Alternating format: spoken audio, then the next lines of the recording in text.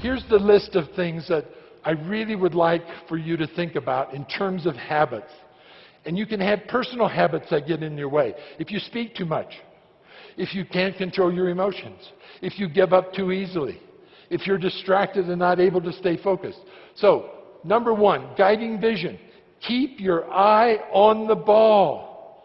Leaders have to know the direction that they're going. This is part of the leadership process. How do I help set the direction?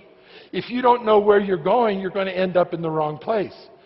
Two, find the energy and the passion for the benefit of the outcome. If you don't feel able to identify in the state of the future what you're going to get in the future, you will not resist. That child with the marshmallow, he has to, or she has to be able to think, how will I feel when I get the second marshmallow? And most people cannot do that because the impulse gets in the way of being able to hold on. Somebody who wants to be a medical doctor, and they won't go to chemistry class, they won't go to biology class.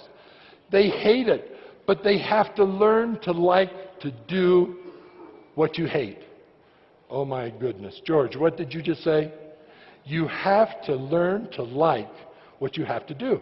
If you start off with the mindset, I don't like dealing with conflict, I don't like my staff meetings, I don't like the da-da-da, you're going to have a problem because you're already at resistance inside. This is why I say to you, your mindset and the state of your energy becomes the most powerful form of what you can use to influence other people. And how many of you know a very good, authentic leader who is able to convince people to do just about anything? They will follow them because they are a secure base.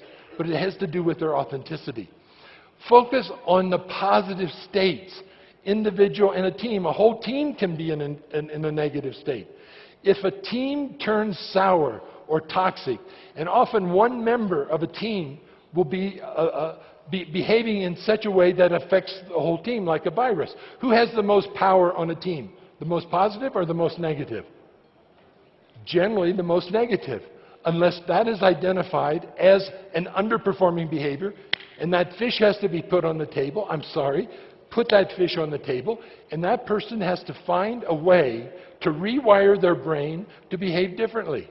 And if they're not, as those criteria I read, or if they're not learnable, if they don't want to be trainable, and as you go through all the different ways of working, training is absolutely essential. And not just training in a technical skill, but training in how to get along with people, how to listen, etc.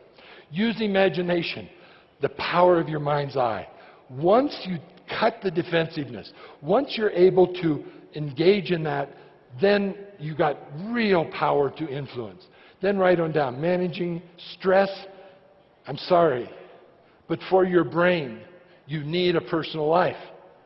There is no such thing as work-life balance, but you have to find some form of hobbies or something outside work.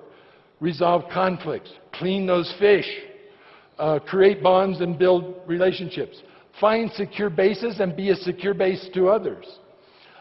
Never be a hostage. Never be a hostage to anyone, anything, anywhere, anytime, or even to yourself. Focus on excellence through lifelong learning. How many perfectionists are here? Whew. Some of you are not being honest. Perfectionism is basically a negative state. Nothing is ever good enough. And if you're a boss, a parent, or a team member who is driven by perfectionism, you're going to have too much pain. You live in constant states of pain. Change it to excellence. I want to be excellent at what I do. I want to be excellent at what I do. Rebond after losses, pain, and frustration, and it is about the loss that is behind motivation. Play to win by living your dreams.